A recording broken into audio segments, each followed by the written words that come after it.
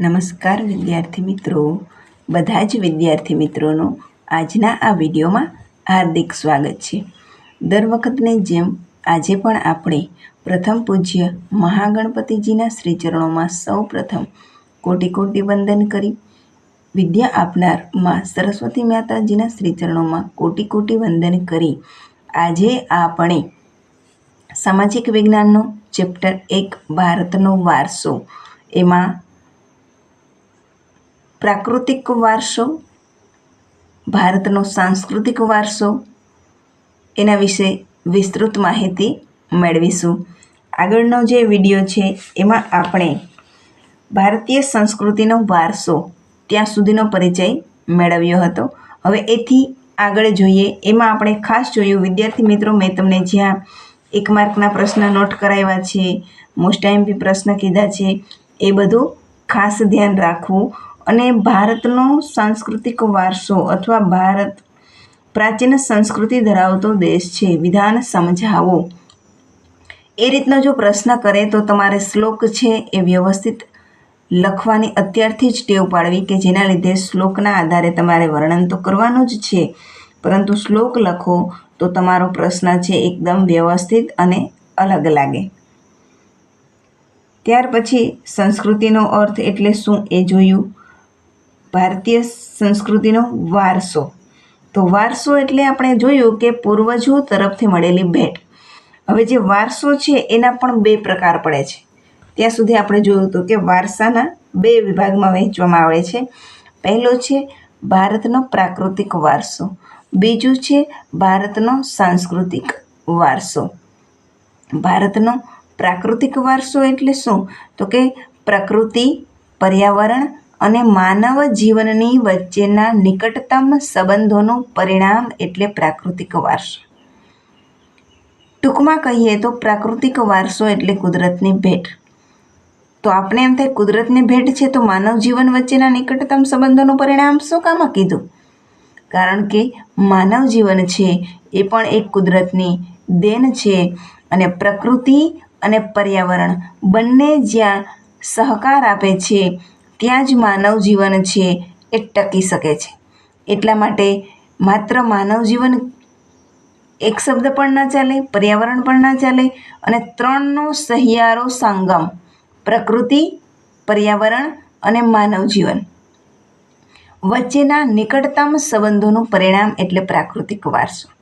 પ્રાકૃતિક વારસો એ કુદરતની ભેટ છે.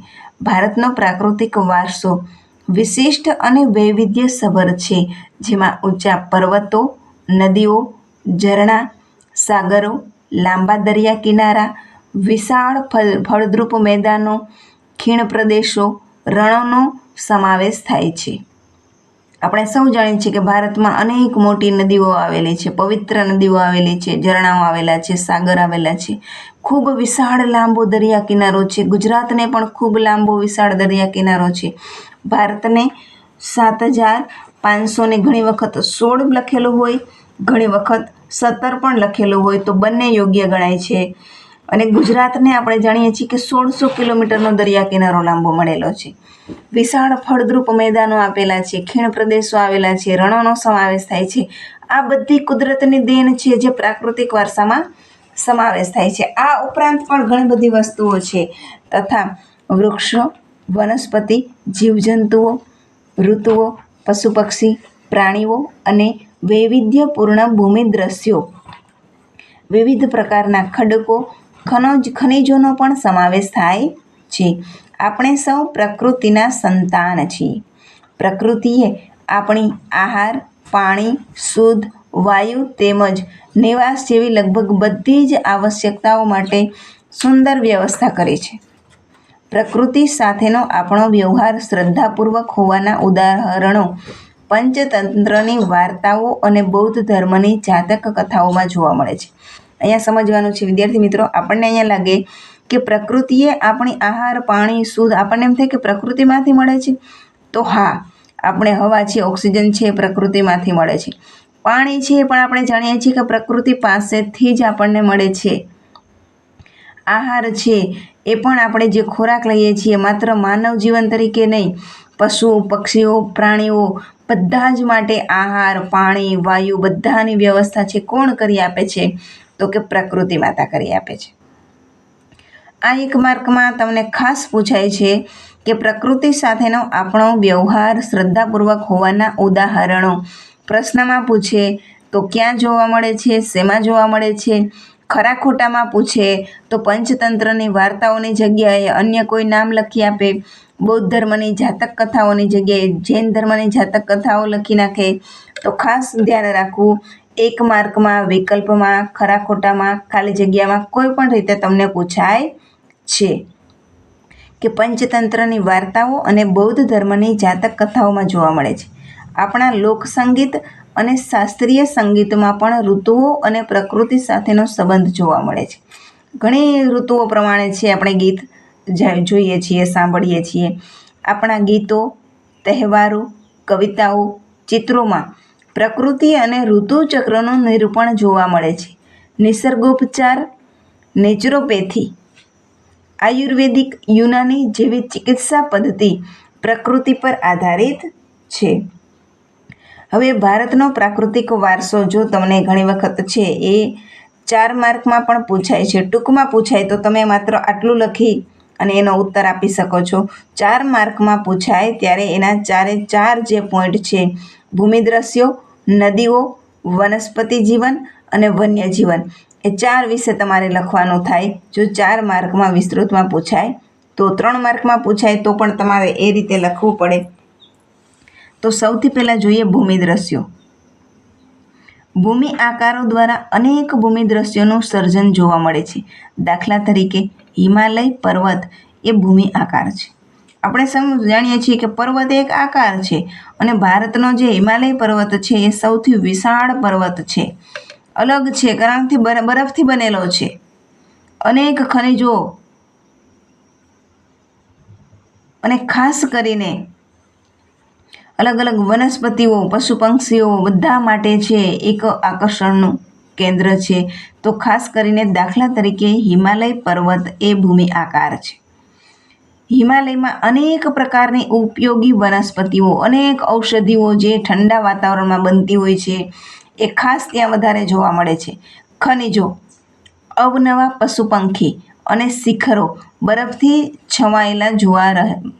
છવાયેલા રહે છે.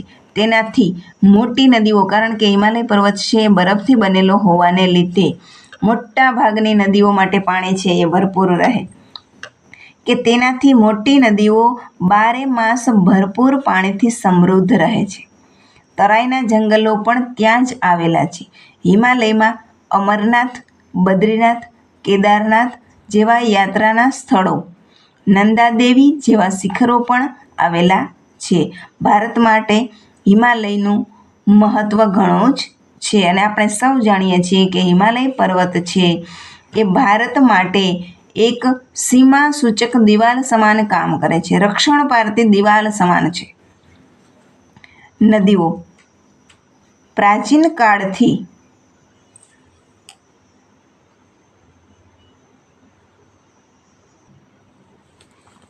હવે નદીઓ વિશે જોઈએ તો કે નદીઓ પ્રાચીન કાળથી નદીઓ પ્રાકૃતિક માર્ગ પૂરો પાડતી રહી છે. ભારતીય સંસ્કૃતિ સિંધુ અને રાવી નદીના કિનારે પાલન પોષણ પામી છે. આપણે સૌ જાણીએ છીએ કે પ્રાચીન સમયથી છે વિદેશી પ્રજા જે ભારતમાં આવી છે તે પણ નદીઓના માર્ગ દ્વારા જ આવી છે. સિંધુ સંસ્કૃતિ ભારતની જે સૌથી પ્રાચીન સંસ્કૃતિ કહેવાય છે, ભારતીય સંસ્કૃતિ, એ પણ સિંધુ અને રાવી નદીના કિનારે પાલન પોષણ પામે છે. એથી જ સિંધુ ખીણની સંસ્કૃતિ જે હજી આપણે અભ્યાસમાં ભણવામાં આવે છે તો એનું પણ કારણ છે કે એ સિંધુ નદીના કિનારે અલગ અલગ પ્રજા આવી અને વસવાટ કરે છે, જે ભારતમાં સ્થાયી થાય છે. એ બધાને લીધે શું થાય છે કે અલગ જ સંસ્કૃતિ છે એનો નિર્માણ થાય છે. ભારતીય સંસ્કૃતિ સિંધુ અને રાવી નદીના કિનારે પાલન અને પોષણ એટલે કે વિકાસ પામે છે. સિંધુ, ગંગા, યમુના, સરસ્વતી, નર્મદા, ગોદાવરી, કૃષ્ણા, કાવેરી જેવી લગભગ બધી જ નદીઓએ ભારતના લોકજીવન પર પ્રગાઢ અસરો ઉપજાવી છે, એટલે કે ઊંડી અસરો ઉપજાવી છે. કારણ કે આ બધી નદીઓ મોટી નદીઓ છે, જે તે પ્રદેશને લાંબા સમય સુધી પાણી પૂરું પાડે છે. અને ભારતમાં તો ખાસ આ બધી નદીઓ કેવી ગણાય છે? ગંગા, યમુના, ગોદાવરી, નર્મદા, સરસ્વતી, આ બધી નદીઓને પવિત્ર ગણવામાં આવે છે. પીવાનું પાણી, વપરાશનું પાણી, સિંચાઈ, વીજળી, ખેતી, જળમાર્ગ જેવી આપણી મહત્ત્વની જરૂરિયાતો સંતોષવામાં નદીઓનું સ્થાન અગ્રીમ છે, એટલે કે મહત્ત્વનું છે, મોખરાનું છે. તે ઉપરાંત માટીના વાસણો, મકાનો, લીપણ તથા ઉદ્યોગોના વિકાસ માટે પણ માનવીએ નદીના પાણી ઉપર આધારિત રહેવું પડ્યું છે. આમ નદીઓએ ભારતીય પ્રજાજીવનને સમૃદ્ધ બનાવ્યું છે.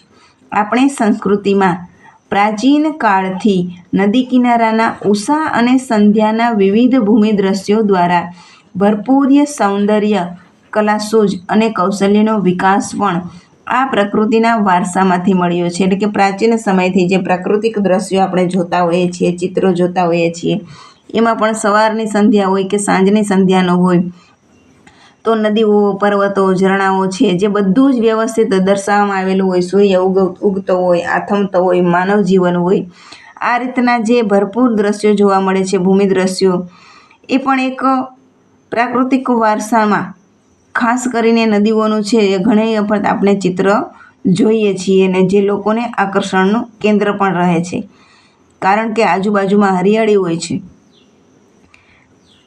તેથી આપણે નદીને લોકમાતાનું બહુમાન આપ્યું છે. નદીને લોકમાતાનું બહુમાન આપવામાં આવ્યું છે. તમને 2 માર્કમાં પૂછાય તો તમારે આટલું લખવાનું થાય. ખાસ કરીને ધ્યાન રાખવાનું કે નદીને લોકમાતાનું બહુમાન શા માટે આપવામાં આવ્યું છે, અથવા તો નદીને લોકમાતાનું બહુમાન આપવામાં આવ્યું છે, વિધાન સમજાવો. ત્યારે તમારે આ બધું વ્યવસ્થિત લખવાનું થાય કે સિંધુ અને રાવી નદીના કિનારે ભારતીય સંસ્કૃતિ છે એ પાલન અને પોષણ પામી છે. પછી આ બધી જે મહત્ત્વની નદીઓ છે, નદીઓ દ્વારા, જળ દ્વારા આપણે શું શું મળે, કઈ રીતે ઉપયોગી બને છે, બધું વ્યવસ્થિત લખવાનું થાય. ત્યાર પછી આગળ વનસ્પતિ જીવન. ભારતની પ્રજા આદિ સમયથી પર્યાવરણ પ્રેમી રહી છે, જેની સાક્ષી તેનો વૃક્ષ પ્રેમ, પુષ્પ પ્રેમ અને છોડવાઓ પરત્વેનો આદર સૂચવે છે. આપણે જોયું કે નદીઓને બહુમાન આપવામાં આવ્યું છે, ભૂમિ દ્રશ્યોનું એટલું મહત્ત્વ છે, તો વનસ્પતિઓનું પણ એટલું જ મહત્ત્વ છે. પ્રાચીન સમયથી, આદિ સમયથી એટલે કે પ્રાચીન સમયથી પર્યાવરણ પ્રેમી રહી છે, જેની સાક્ષી કોણ પૂરે છે? તો કે વૃક્ષ પ્રત્યેનો લોકોનો પ્રેમ, પુષ્પો પ્રત્યેનો લોકોનો પ્રેમ, છોડવાઓ પ્રત્યેનો આદર સૂચવે છે. માણસ, પ્રાણી, પશુ પક્ષીના આહાર માટે વનસ્પતિ પર આધાર રાખવો પડે છે. માત્ર માણસોએ જ નહીં, જો આગળ પણ આપ્યું હતું ને કે ખોરાક માટે, પોષણ માટે, બધે માટે જરૂરી છે, તો માણસ પ્રકૃતિ ઉપર આધારિત જીવન જીવે છે. એ જ રીતે પ્રાણીઓ અને પક્ષીઓ છે એને પણ આહાર કોણ પૂરો પાડે છે? તો કે વનસ્પતિ ઉપર આધાર રાખવો પડે છે. ભારતમાં વડ, પીપળો, તુલસી વગેરેની પૂજા ધૂપદીપ કરવામાં આવે છે. વટ સાવિત્રી વ્રતમાં વડની પૂજા કરવામાં આવે છે.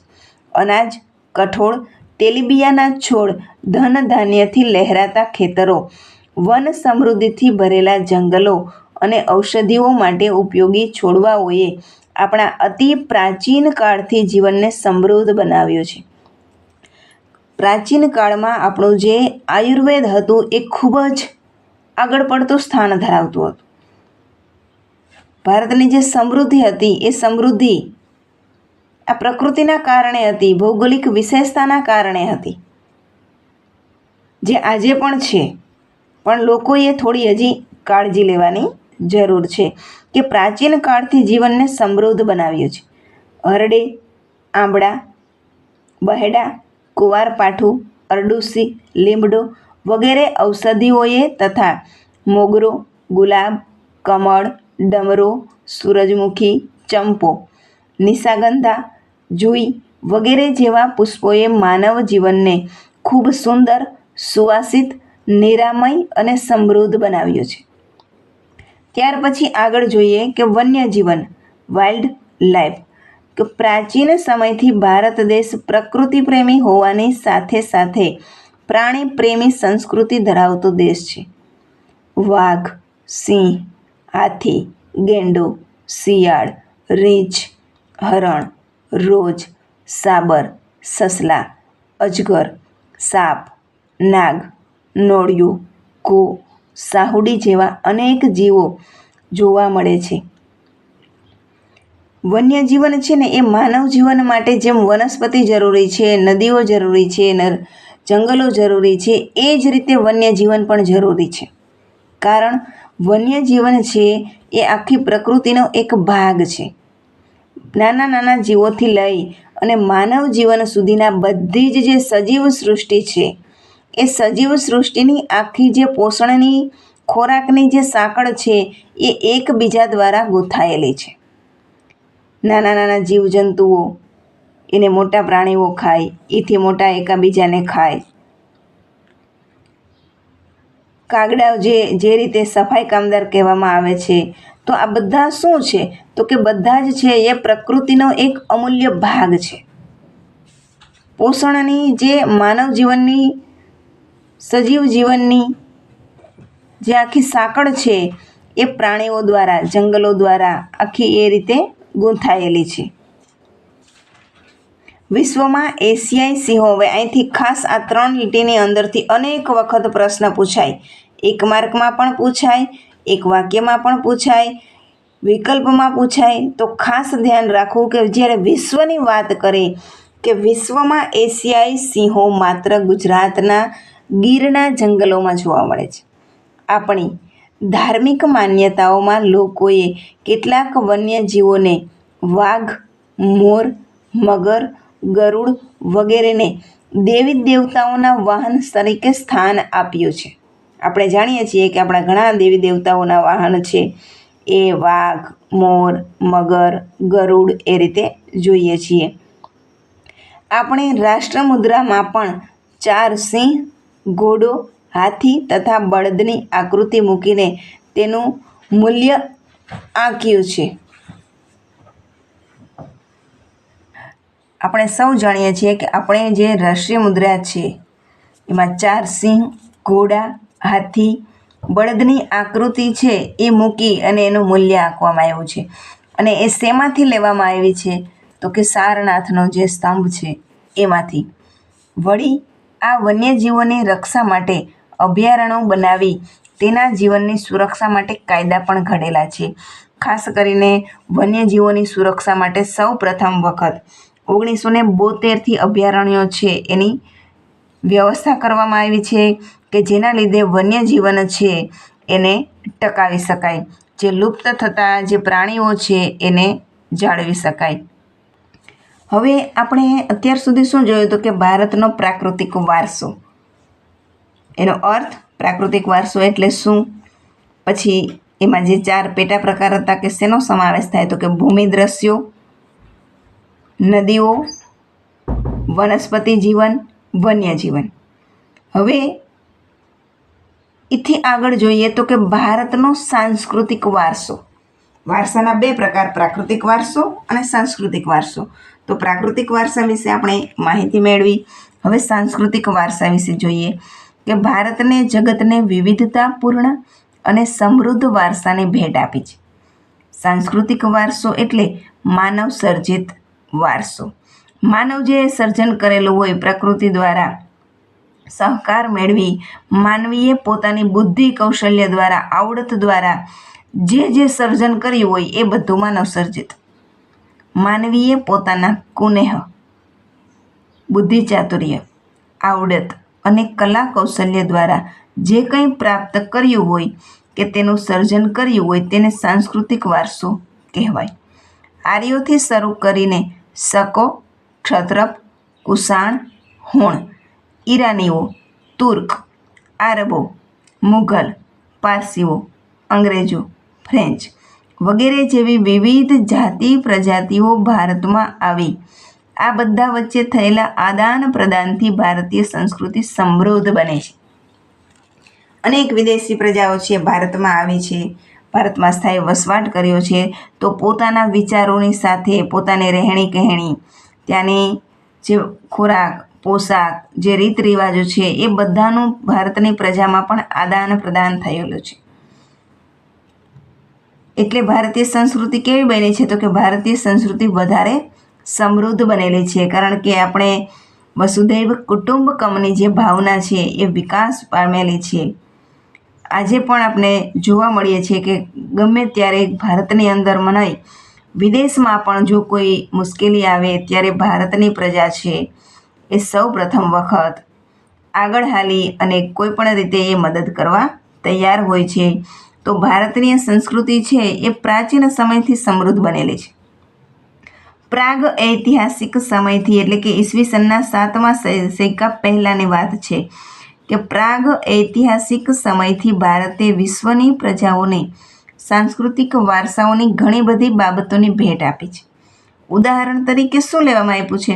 તો કે શિલ્પ સ્થાપત્યની કળા આશરે 5000 વર્ષ જેટલી પ્રાચીન છે, જેમાં સિંધુ ખીણ સંસ્કૃતિના પુરાતન અવશેષોને ગણી શકાય. સિંધુ ખીણની સંસ્કૃતિના જે અવશેષો મળેલા છે એને આપણે ઉદાહરણ તરીકે ગણી શકીએ. જેમ કે તેમાંથી મળી આવેલ દેવદેવીઓની પ્રતિમાઓ, માનવ શિલ્પો, પશુઓ તથા રમકડા, તેમજ દાઢીવાળા પુરુષનું શિલ્પ અને નર્તકીની મૂર્તિ જોઈને આપણને આપણા સાંસ્કૃતિક વારસા પ્રત્યે સ્વાભિમાન અને ગૌરવની લાગણી જન્મે છે. આ જ ક્રમમાં મૌર્ય યુગનું ઊંધા કમળની આકૃતિ ઉપર સિંહ અને વૃષભનું શિલ્પ. અહીંયા ખાસ ધ્યાન રાખજો વિદ્યાર્થી મિત્રો કે અહીંથી તમને પૂછે કે ઊંધા કમળની આકૃતિ ઉપર સિંહ અને વૃષભનું શિલ્પ કયા સમયનું છે, કઈ સંસ્કૃતિનું છે? તો મૌર્ય યુગનું. ખાસ ધ્યાન રાખવું, ઊંધા કમળની આકૃતિ ઉપર સિંહ અને વૃષભનું શિલ્પ છે એ મૌર્ય યુગ સમયનું છે. બુદ્ધની પ્રજ્ઞા, પારમિતાનું શિલ્પ, સારનાથની ધર્મચક્ર પ્રવર્તનવાળી મહાત્મા ગૌતમ બુદ્ધની પ્રતિમા અને તે પછીના કલાખંડની જૈન તીર્થંકરોની પ્રતિમાઓ રાષ્ટ્રકૂટ રાજાઓના સમયની ઇલોરાની ગુફાઓ નિહાળતા આપણને આપણા સાંસ્કૃતિક વારસા પ્રત્યે આદર અને ગૌરવ અનુભવાય છે. તો આપણે સૌ જાણીએ છીએ કે ભારતનો પ્રાકૃતિક વારસો છે એ જ રીતે સાંસ્કૃતિક વારસો પણ પ્રાચીન સમયથી જ સમૃદ્ધ બનેલો છે.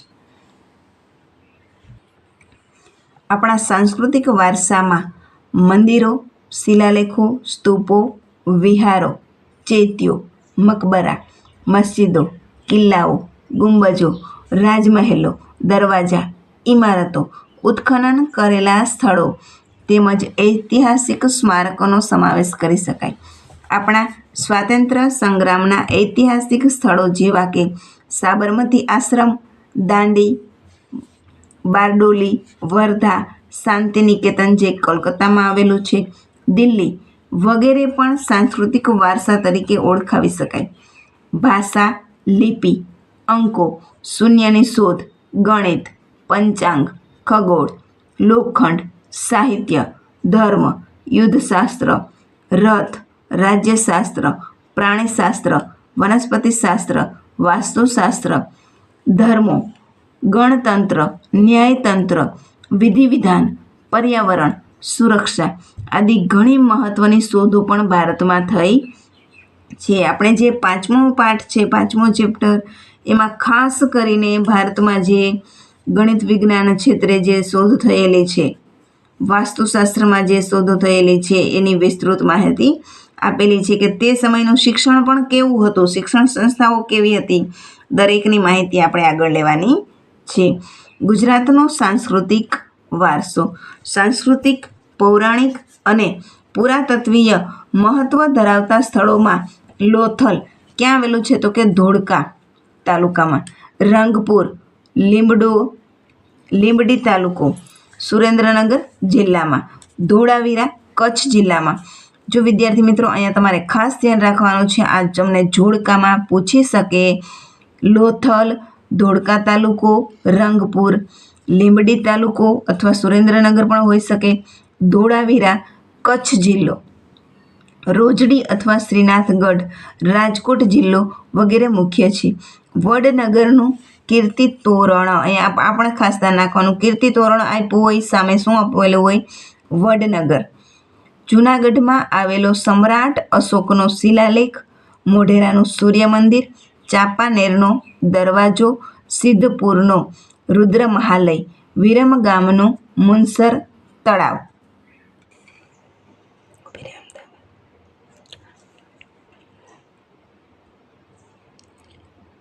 અમદાવાદ જામા મસ્જિદ, ઝુલતા મિનારા, સીદી સૈયદની જાળી, હઠીસિંગના દેહરા, પાટણનું સહસ્ત્રલિંગ તળાવ, વડોદરાનો રાજમહેલ, જૂનાગઢનો મહાબતખાનનો મકબરો, નવસારીની પારસી અગિયારી વગેરે ઐતિહાસિક મહત્વ ધરાવતા જોવાલાયક સ્થળો છે.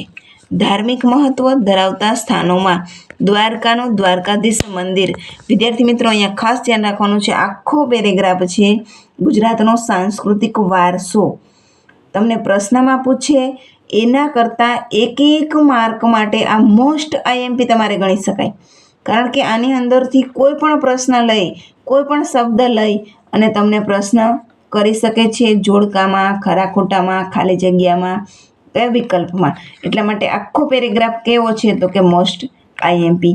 આગળ જોઈએ કે ધાર્મિક મહત્વ ધરાવતા સ્થળોમાં દ્વારકાનું દ્વારકાધીશ મંદિર અને જગદગુરુ શંકરાચાર્યની શારદા પીઠ, 12 જ્યોતિર્લિંગો પૈકીનું સોમનાથ મંદિર, ઉત્તર ગુજરાતમાં અંબાજી બનાસકાંઠા જિલ્લામાં આવેલું છે, બહુચરાજી મહેસાણા જિલ્લામાં અને મહાકાળી માતાજીનું મંદિર પાવાગઢ પંચમહાલ જિલ્લો, મીરા દાતાર ઉનાવા મહેસાણા જિલ્લો.